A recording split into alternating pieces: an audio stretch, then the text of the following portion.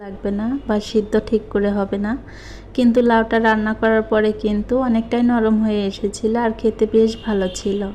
তো এই তো আমি আমার পছন্দ মতো যতটুকু দরকার ততটুকু লাউ কেটে নিয়েছি। এখন আমি ধুয়ে পরিষ্কার করে আর কি রান্নাটা শুরু করব। তো সবার আগে আমি মাছগুলো ভেজে নিচ্ছি, আর এই মাছগুলো দিয়েই আমি আজকে লাউটা রান্না করব।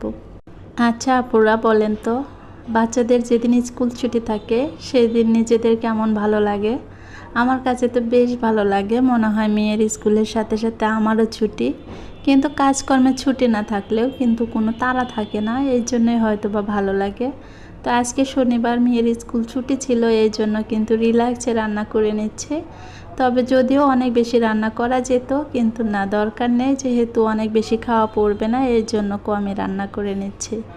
তো এই তো তরকারিটা হয়ে গেলে আমরা গোছল হয়ে ফ্রেশ হয়ে তারপর দুপুরের খাবারটা খেয়ে নেব।